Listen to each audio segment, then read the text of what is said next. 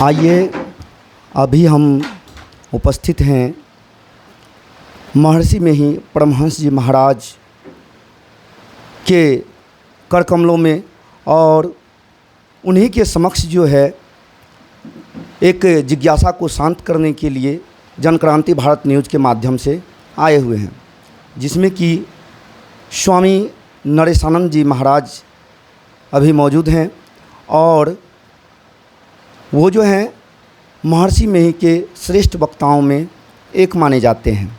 अतः आइए अपनी जिज्ञासा से कुछ सवाल है जिसे जानने का प्रयास करते हैं और उसे सत्संगी प्रेमियों तक पहुंचाने का प्रयास करते हैं। आमजन भी उनको सुन करके अपने जीवन को कृतार्थ करेंगे। आइए मिलते हैं स्वामी नरेशानंद जी महाराज से। प्रणाम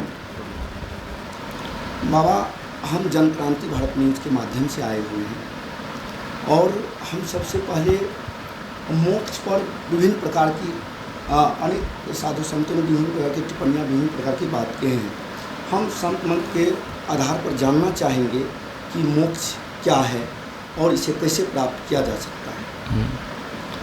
संत मत के अनुसार मोक्ष का अर्थ, शाब्दिक अर्थ होता है छुटकारा, सभी बंधन से छूट जाए।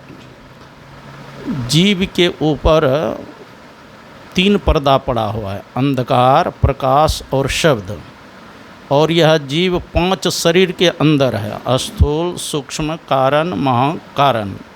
और यह जीव जो है 14 इंद्रियां से युक्त है, 5 ज्ञान इंद्रियां, 5 कर्म इंद्रियां और 4 अंतःकरण इंद्रियां। और यह जीव 3 अवस्था के अंतर्गत रहते हैं, जागृत अवस्था में दोनों नेत्र के बीच में, स्वप्नावस्था में कंठ में, सुषुप्ति में हृदय में। और यह जीव बिंदु के मध्य में रहता है, बिंदु मध्य जीवात्मा सूक्ष्म रूपेण वर्तते। जब तक यह बिंदु के मध्य से नहीं निकलेंगे, 3 अवस्था को पार नहीं करेंगे, 14 इंद्रियों से जब तक अलग नहीं होंगे, 5 शरीर को जब तक पार नहीं करेंगे, 3 पर्दा को जब तक पार नहीं करेंगे, तब तक इस जीव का मोक्ष नहीं हो सकता। इस जीव को मोक्ष प्राप्त करने के लिए संत मत में 4 साधनाएं आए, मतलब विधि है। मानस जप, मानस ध्यान, दृष्टियोग्रणाद अनुसंधान।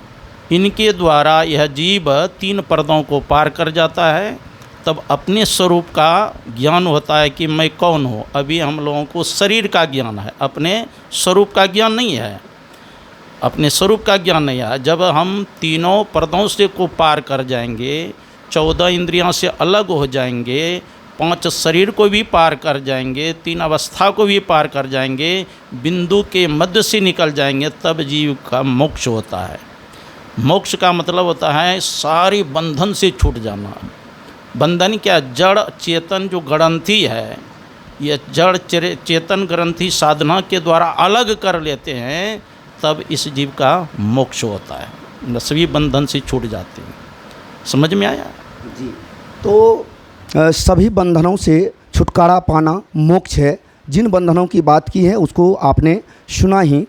आगे हम ये जानना चाहेंगे कि खास करके महर्षि में ही संत मत से उम्र दराज लोग जुड़ते हैं, जैसे जो 35 क्रॉस करते हैं, 40 क्रॉस करते हैं, ऐसे लोग ज़्यादा जुड़ते हैं। आखिर क्या वजह है कि महर्षि में ही संत मत से आज के युवा वर्ग नहीं जुड़ पा रहे हैं, या फिर यहाँ के सिद्धांतों में कमियां हैं, या फिर वहाँ के गुरु महाराज के द्वारा जो वक्तृत्व दिया जाता है उनमें युवाओं को नहीं समेटा जाता है, या फिर क्या वजह है जिसके कारण से युवा वर्ग जो हैं संत मत से दूर हो रहे हैं, बहुत कम मात्रा में इसमें जुड़ रहे हैं?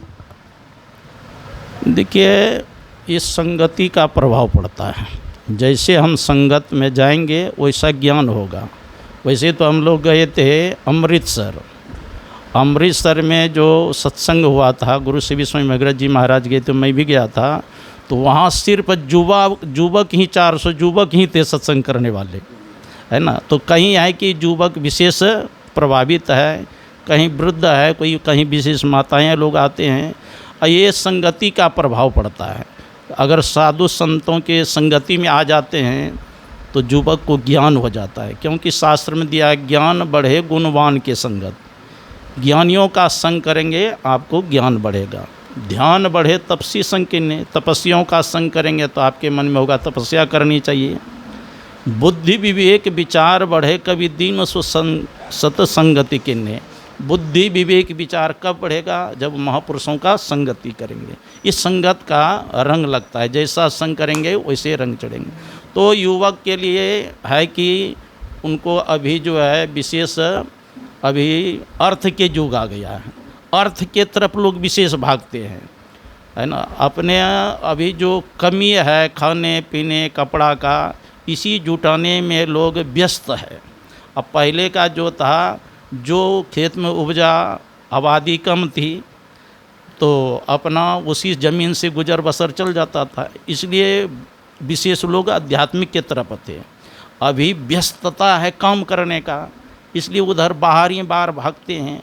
लेकिन बाहर काम करिए, रामकृष्ण परमहंस जी महाराज ने कहा नाव रहे जल में तो कोई हर्ज की बात नहीं, लेकिन नाव के अंदर अगर जल घुस जाएगा तो क्या होगा? नाव तो डूबेगी ही, आज जो बैठे हैं वो भी जीवेंगे। उसी प्रकार मनुष्य संसार में रहे, साधक संसार में है तो कोई हर्ज की बात नहीं, लेकिन साधक के अंदर संसार नहीं घुसना चाहिए, नहीं तो साधक भी भवसागर में डूब जाएंगे। इसके लिए घर गृहस्थी में काम करो, तन से काम करो, लेकिन मन से राम का भजन करो तो परम कल्याण होगा। चलिए, तो अभी हमने जाना, अब मिलते हैं पुनः नेक्स्ट एपिसोड में। Thank you.